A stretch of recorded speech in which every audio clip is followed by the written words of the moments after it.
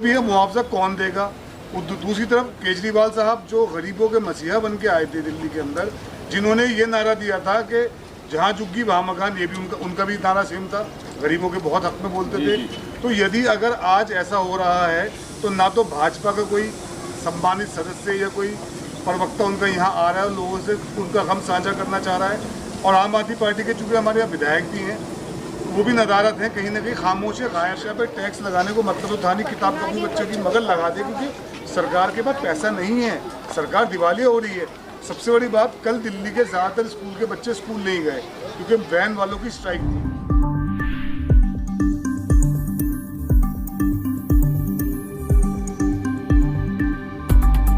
आदाब, नमस्कार, सत श्री अकाल, और मैं अहमद। आप लोग देख रहे हैं ज़ियान न्यूज़ एक्सप्रेस। एक बार फिर मैं हाजिर हूँ यहाँ पर। ये जो पोस्टर आप देख रहे हैं मेरे सामने, ये मेरे पीछे देख रहे हैं, ये दिल्ली टू बॉम्बे ये रोड जा रहा है, हाईवे यहाँ से होता हुआ, और ये पिलर तकरीबन तैयारी हो गई है, तैयार पे यही सारा मामला। यहाँ ये दिखाइए, ये सारे पिलर हैं, ये तकरीबन तैयारी कर रहे हैं। भाई ज़रा सा हटिएगा, ये दिखाइए, ये सारा मामला तैयारी पे है। और यहाँ जो है अभी एक नाला निकलने को है, जो जितनी ये बस्ती है यहाँ पे अंदर, उन बस्ती का कनेक्शन जो ये पानी का जो निकलता है सीवर वगैरह, वो सब इधर जाता है, लेकिन वो बंद हो रहा है। तो उसके लिए एक नाला बनाया जाएगा और एक सर्विस रोड दिया जा रहा है। वो सर्विस रोड जो दिया जा रहा है, तो आप देख सकते हैं यहाँ पर ये मकानात हैं, ये पिलर के नज़दीक हैं, ये सब जो है यहाँ इन पे निशान लग चुके हैं। इधर भी निशान लग गए हैं, आगे भी मैं आपको दिखाऊंगा। वहाँ पे भी पहले की वीडियो में मैं आपको दिखा चुका हूँ कि वहाँ पे भी सबके निशान लग गए और आगे तक लग गए हैं। ये सब कुछ बने हुए मकान जा रहे हैं और कुछ जो है प्लॉट जा रहे हैं काफ़ी हद तक। तो ये एक नारा था बीजेपी का, केजरीवाल साहब का, कि जहाँ झुग्गी वही मकान। लेकिन आज जो बने हुए मकान हैं वो सब तोड़े जा रहे हैं। बात को यहाँ पर लेके कांग्रेस के प्रवक्ता दानिश अलीम, जो ओखला ब्लॉक के अध्यक्ष भी हैं, वो यहाँ पर मौजूद हैं। पूछते हैं हम उनसे कि ये क्या है और क्या ये सड़क जो जा रही है, नाला जा रहा है, सर्विस रोड निकलेगा, लोगों के मकानात यहाँ पे जा रहे हैं, तो आपकी क्या राय है, ये क्या हो रहा है? देखिए, पहली बात तो ये है कि विकास के किसी भी कार्य में ओखला की आवाम अड़ंगा नहीं अड़ाना चाहती, मगर दूसरी बात ये आती है कि जो मकानात बने हैं और जिनके ऊपर ये चस्पा कर दिए गए हैं, निशान लगा के, नोटिस लगा के, जो टूटेंगे तो उनको क्या मुआवजा मिलेगा? क्या झुग्गी की जगह मकान, जो आदरणीय प्रधानमंत्री जी हर स्पीच में कहते थे 2014 से पहले, और बाद में भी उन्होंने कहा मोदी साहब ने कि झुग्गी की जगह मकान होगा 2023 तक हर गरीब का, तो क्या वो उसको अमल करेंगे? जो यहाँ लोगों के घर टूटेंगे, क्या उनको मुआवजा मिलेगा? क्या उनको कोई जगह दी जाएगी? क्योंकि ये उनकी लाइवलीहुड है, ये गरीब लोगों की जगह है, या गरीब लोग रहते हैं, छोटे छोटे घर हैं। क्योंकि ये योजना जो है ये तो अभी आई है, जो सड़क बनने की, ये घर उससे पहले से यहाँ पे है, पुरानी आबादी है। पहले आपको क्लियर कर दूँ, ये ओखला गांव, खिजराबाद गांव, इन सब के गांव की पुरानी आबादी, और ये गांव यहाँ पे कई सौ साल से मौजूद हैं। ये लोग एक्सटेंडेड आबादी जो गांव की होती है, लाल डोरे की, वो है। जब परिवार बढ़ गए तो अपने खेतों में घर बना लिए, अपने घरों से बाहर आ गए। सरकार जिसे मान्यता देती है कि यदि गाँव में आबादी बढ़ती है तो उसे एक्सटेंडेड आबादी का दर्जा दिया जाता है। अपने गांव से निकल के गांव वाले, उनके बच्चे खेतों में घर बना सकते हैं। तो ये हमारा खिजराबाद गांव, ये ओखला गांव, जोगाबाई गांव। तो जब इन गाँवों की आबादी बढ़ी, ग्रामीणों के बच्चे आगे बढ़े, तो घर हमने यहाँ बना लिया आके लोगों ने, आगे अपनी ज़मीनों पे। ये ज़मीनें सरकार की नहीं है। खैर, जो भी है, मुआवजा कौन देगा? दूसरी तरफ केजरीवाल साहब जो गरीबों के मसीहा बन के आए थे दिल्ली के अंदर, जिन्होंने ये नारा दिया था कि जहाँ झुग्गी वहाँ मकान, ये भी उनका भी नारा सेम था, गरीबों के बहुत हक में बोलते थे। तो यदि अगर आज ऐसा हो रहा है तो ना तो भाजपा का कोई सम्मानित सदस्य या कोई प्रवक्ता उनका यहाँ आ रहा है, लोगों से उनका गम साझा करना चाह रहा है, और आम आदमी पार्टी के चूँकि हमारे यहाँ विधायक भी हैं, वो भी नदारत हैं, कहीं ना कहीं खामोश है, गायब हैं। तो मेरी अपील आवाम से ये है कि आवाम कम से कम उनसे सवाल तो पूछे। देखिए, आपने जिन लोगों को जिताया, चुनाव में वोट दिया, 1.25 लाख वोट से आपने जिन्हें यहाँ जिताया, वो आज कहाँ हैं? आपकी बात कौन रख रहा है? केंद्र सरकार अगर ये बना रही है, हम उस पर अड़ंगा डालना नहीं चाहते, मगर केंद्र सरकार बनाए, अच्छी बात है, विकास का, मगर विकास के बाद जिसका घर टूट रहा है उसको वो कहाँ जाएगा? सर, हम आपसे एक चीज़ और मालूम करना चाह रहे थे। अभी कुछ दिन पहले जो यहाँ पे निशानात लगाए गए हैं, जो पब्लिक कह रही है कि जो अमाना साहब ने निशान लगवाए हैं बस वो हमारे बचा सकते हैं, तो उसके बारे में आप क्या कहना चाहते हैं? देखिए, हमारा साहब बचा तो कुछ नहीं सकते क्योंकि केंद्र सरकार की योजना है, भाजपा शासित केंद्र सरकार की। हमारा साहब इतना कर सकते हैं कि अपने माननीय मुख्यमंत्री जी से कह के सेंटर से कुछ बात करें और जिन लोगों के घर यहाँ टूटने जा रहे हैं उन लोगों के मुआवजे की बात की जाए। देखिए, मुआवजे के बिना कुछ नहीं होगा, ये गरीब आदमी परेशान हो जाएगा, ये कहाँ जाएंगे। देखिए, इन लोगों ने आम आदमी पार्टी को इसलिए वोट दिया था कि केजरीवाल साहब उनके मसीहा बन के आए थे, बिजली पानी फ्री, हालांकि वो भी पैसे ले रहे हैं, उसके भी ख़त्म कर दिया प्रोग्राम सारा।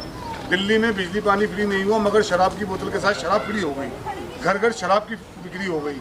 पंजाब में केजरीवाल से शराब बंदी की बात करते हैं और दिल्ली में घर घर शराब फ्री पहुंचाते हैं। सर, एक सवाल और मालूम करना था, जैसे अभी जो हर एक चीज़ पे 5% जो GST लग गई है, अनाज हुआ, दाल हुई, दही, दूध, सारी चीज़, और ये शराब फ्री, मतलब इसका कुछ समझ में नहीं आ रहा। आप इसमें जरा कुछ क्लियर करें। देखिए, GST जो थी आज की नहीं है, GST 2006 में आई थी, जिस पे कांग्रेसी सरकार मंथन कर रही थी कि GST लागू कैसे होगा।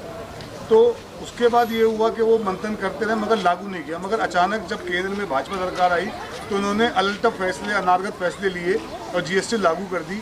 अब GST रिटर्न भरने में कितनी दिक्कत अब व्यापारी को आ रही है, ये जाके आप व्यापारी से पूछिए, क्योंकि GST में अभी भी बहुत सारी बातें खुली नहीं है। ये अचानक लिए गए फैसले हैं जिनको राष्ट्र हित में घोषित किया गया, मगर वो राष्ट्र का कोई फ़ायदा नहीं हो रहा, आम जनता परेशान है।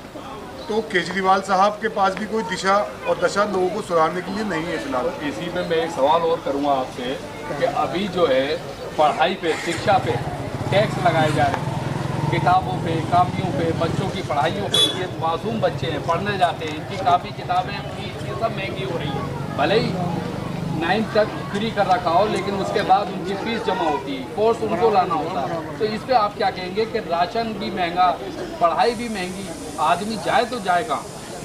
देखिए, कोर्स की भी इन्होंने शिक्षा क्रांति लाने का फैसला किया और जिसे देखिए अब इस टाइम हिंदुस्तान में प्रचार चल रहा है, प्रसार चल रहा है। आपको जो बताया जा रहा है वो आप मान रहे हैं, अदरवाइज शिक्षा नीति तो पहले भी यही थी। अब शिक्षा पे जो टैक्स है, देखिए शिक्षा पे टैक्स लगाने को मतलब तो था नहीं किताब कॉपी बच्चों की, मगर लगा दे क्योंकि सरकार के पास पैसा नहीं है, सरकार दिवालिया हो रही है। सबसे बड़ी बात, कल दिल्ली के ज़्यादातर स्कूल के बच्चे स्कूल नहीं गए क्योंकि वैन वालों की स्ट्राइक थी। दिल्ली सरकार में जब शीला दीक्षित जी चीफ मिनिस्टर थी तो सभी स्कूलों को DTC की बसें दी जाती थी, सब्सिडाइज रेट के ऊपर, आधे खर्चे के ऊपर दी जाती थी ताकि बच्चे सेफ अपने घर पहुँचे। मगर केजरीवाल सरकार के आने के बाद DTC की बसें स्कूलों को नहीं मिलती। फिर इसके एवज क्या हुआ, जिनको अपने बच्चों को स्कूल भेजना था, प्राइवेट वैन वाले गरीब घरों के जो नौजवान थे उन्होंने प्राइवेट वैनें ले ली और वो बच्चों को स्कूल छोड़ के आने लगे। अब दिल्ली में क्या हो रहा है कि DTC बस तो सरकार दे नहीं रही, प्राइवेट वैन को भी बंद किया जा रहा है। कल इसके चलते सभी प्राइवेट वैन चालकों ने स्ट्राइक की थी और दिल्ली के 70% बच्चे स्कूल नहीं गए क्योंकि सरकार असमर्थ है, उसके पास कोई पॉलिसी नहीं है। रानी साहब, हम एक चीज़ और पूछेंगे। हमने अभी एक वीडियो डाली थी, काले खां बस अड्डे पर सैकड़ों बसें खड़ी हैं न्यू DTC की, और सब में चोरी हो रही है, सब में सामान गार्डों के थ्रू निकाला जा रहा है। आप स्कूल के लिए बस ना देके और वहाँ खड़ी कर रखी, क्या रीज़न हो सकता है? देखिए, वो बसेस इन्होंने ले तो ली, अब बसेस का यूज़ कहाँ होना है, अब जब तक वो ख़त्म नहीं होगी तो नई बसेस कैसे आएंगी? नया तो बेसिकली मसला क्या है, मसला पैसा बनाने और पैसा कमाने का है। नया वेंडर आएगा, नई बसेस आएंगी। इनके पास चाहे केंद्र की भाजपा सरकार हो चाहे आम आदमी की सरकार हो, इनके पास आवाम को देने के लिए कोई दिशा और दशा नहीं है। ये बिल्कुल सरकारें जो चल रही हैं वो बड़े लोगों पूंजीपतियों की सरकार है। अब यहाँ ये गरीब लोगों के घर टूट रहे हैं, यहाँ पे कौन आया इनका दुख साझा करने के लिए? आज नहीं तो कल चिन्हित कर दिया मकानों को, मकान तोड़े जाएंगे। तो मेरी ये गुजारिश है कि आम आदमी पार्टी के विधायक, उनके नेता जो यहाँ इतने सारे घूमते हैं, जो मुसलमानों पर एहसान करते हैं कि हम मसीहा केजरीवाल के लोग हैं, वो आज कहाँ हैं? आज आवाम परेशान है। देखिए, आवाम परेशान होकर जाए तो जाए कहाँ? विधायक जी उनकी बात सुने या तो, या केजरीवाल साहब, जो कि धरना कुमार केजरीवाल साहब मशहूर हो गए थे, सिर्फ कांग्रेसी सरकार गिराने के लिए धरने देते थे, आज वो धरना क्यों नहीं देते? इन गरीबों की सुनवाई के लिए जिनके घर टूट रहे हैं, केजरीवाल साहब केंद्र के अंदर चिट्ठी लिख के अर्बन डेवलपमेंट को, गडकरी साहब से बात करें, जो घर टूट रहे हैं उनको गरीबों को मुआवजा मिले। हल देखिए, राजनीतिक इच्छा शक्ति की जरूरत है। अगर राजनीतिक इच्छा शक्ति है तो ये काम हो सकता है। मगर अब केजरीवाल साहब को तो ओखला वालों को वोट नहीं चाहिए क्योंकि उन्हें पता है इनके पास कोई ऑप्शन तो है नहीं, रो पीट के वोट हमें ही देंगे। तो इसलिए वो यहाँ ज़्यादा काम नहीं हो रहा। सर एक सवाल हो रहा है आपसे, जैसे कि ये फ्लाईओवर बन रहा है यहाँ ओखला वालों के लिए, ये जसोला गांव वालों के लिए या खिदराबाद वालों के लिए, तो ये फैसिलिटी है, ये सर्विस लाइन देंगे या नहीं देंगे यहाँ पर? देखिए, इनको स्लिप रोड देनी चाहिए, स्लिप रोड होगी, मगर स्लिप रोड जो होगी क्या उस पर बाइक सवार की इजाज़त होगी? जिस तरह मेरठ मुजफ्फरनगर हाईवे है, जिस तरह इधर मुरादाबाद का हाईवे है, वो बना तो दिए, मगर गांव वाला अपना बुग्गी जोटा लेके उस पर नहीं चल सकता, ना ट्रैक्टर ट्रॉली जा सकती। मतलब इससे गरीबों का क्या फायदा अगर इतने बड़े फ्लाईओवर बन रहे हैं, सारी चीज़ें इतने बड़े वादे करते हैं, गरीबों का हर एक जगह विकास है, या तो मुझे नहीं लग रहा कि गरीबों का ही विकास है, या तो गरीबों की और जान निकाली जाती है। देखिए, ये दिल्ली के रईस पैसे वालों की अय्याशी के लिए सीधा मुंबई का रास्ता बनाया जा रहा है। वो दिल्ली से मुंबई घूमने जाएंगे, ऐशो इशरत करने जाएंगे, गरीब आदमी मरे कुछ हो, वरना स्लिप रोड अगर दे तो यहाँ साइकिल ट्रैक दें। गरीब आदमी साइकिल बाइक इससे ऊपर नहीं जा सकता, मेजोरिटी मिडिल क्लास वाला बाइक पे घूमता है, तो क्या इस रोड के ऊपर बाइक का ट्रैक दिया जाएगा? और क्या जो टोल लगेगा क्या वो टोल सब्सिडाइज होगा? जो यहाँ के मुकामी लोग हैं जो यहाँ स्लिप रोड से चढ़ेंगे, क्या टोल पे उनको कितने पैसे देने होंगे? क्योंकि जो मैंने देखा है, यहाँ से आप मुरादाबाद जाएँ, बाइक अलाउड नहीं है, ट्रैक्टर अलाउड नहीं है, बुग्गी जोट अलाउड नहीं, साइकिल अलाउड। अभी मेरठ का रास्ता निकाला है, दिल्ली से मेरठ जो हाईवे ये फ्लाईओवर जा रहे हैं, वह अभी 1 अगस्त से जो है 20,000 रुपये का जुर्माना लगा दिया है, जो उस रोड से हाईवे से 2 व्हीलर पे जाता हुआ दिखेगा, पकड़ा जाएगा। देखिए, तो ये सही है? ये विकास जो है ये पूंजीपतियों के लिए विकास है, जिनको बिजनेस करने हैं। यहाँ से दिल्ली से बॉम्बे गाड़ियाँ बड़ी बैठ के जाएंगे, गरीब आदमी का कोई विकास नहीं है। अपनी झुग्गी में से, अपने फ्लैट में से खड़े होकर देख लो, बड़ी बड़ी गाड़ियाँ जा रही होंगी, आप उस पुल पे चढ़ भी नहीं पाएंगे। कोई अलाइटमेंट पॉइंट, बट कुछ सिस्टम तो विधायक जी यहाँ के बताएं लोगों को कि भाई मेरी कोशिश से यहाँ पे सर्विस रोड बन गया, मैं आपके लिए ट्रैक बना रहा हूँ, जो यहाँ से वहाँ तक आपको बाइक ट्रैक मिलेगा, आपको सब्सिडाइज रेट मिलेगा, आप कम पैसों में जा सकते हैं। यानी आपका कहने का मतलब है कि फ्लाईओवर के ऊपर से रईस लोग निकलेंगे और जो नीचे सर्विस रोड निकलेगा उसके ऊपर जो जाने के लिए गरीब के लिए भी 2 व्हीलर और साइकिल पे जगह बननी चाहिए। बिल्कुल, देखिए साइकिल ट्रैक तो होना चाहिए कि गरीब आदमी साइकिल से जाए तो कोई बड़ी गाड़ी से मार के न चली जाए। और मेरी आखिरी ये गुजारिश रहेगी विधायक साहब से और केजरीवाल साहब से कि यहाँ आके इन गरीबों का दुख साझा करें, जिनके घर टूट रहे हैं, उनके मुआवजे की डिमांड की जाए। और पार्टी लाइन से उठ के, मैं कांग्रेस में हूँ, यदि अमानत भाई धरने में बैठते हैं गरीबों को उनका हक दिलवाने के लिए, तो मैं कांग्रेस के पार्टी का पदाधिकारी होते हुए मैं उनके साथ धरने में बैठूंगा। इन लोगों की आवाज़ बनने के लिए हम पार्टी छोड़ देंगे और अपनी कौम की आवाज़ के लिए यहाँ बैठेंगे। जहाँ भी धरना देना होगा शांतिपूर्वक तरीके से, चाहे किस तरह भी हो, मगर इनको इनका हक मिलना चाहिए, मुआवजा तो उनको मिलना चाहिए। ये आप देख सकते हैं कि यहाँ पर ये दानिश अलीम मेरे साथ प्रवक्ता कांग्रेस के खड़े हैं और मेरे पीछे आगे पीछे चारों तरफ आप दिखा सकते हैं ये पब्लिक यहाँ के रिहायशी लोग खड़े हुए हैं।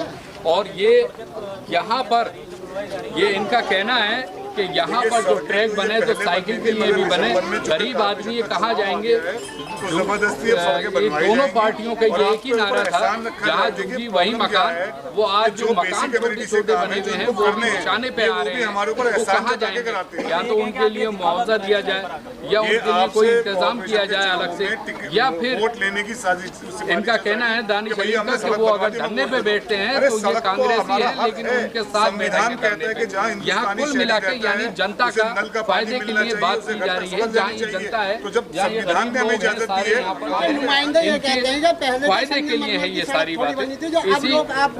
इसी के साथ में अहमद, ज्ञान न्यूज एक्सप्रेस है, वो अपनी राजनीति पक्की कर रहे हैं। ये तो पहले भी अच्छी थी जगह, मैं आपको बता दूं कि ये महारानी बाग से ये एक हाईवे आ रहा है और हाईवे के पास हम खड़े हुए हैं यहाँ पे, जो बॉम्बे को टच करेगा। कोई भी काम जो है वो चुनाव से 6 महीने पहले किया जाता है।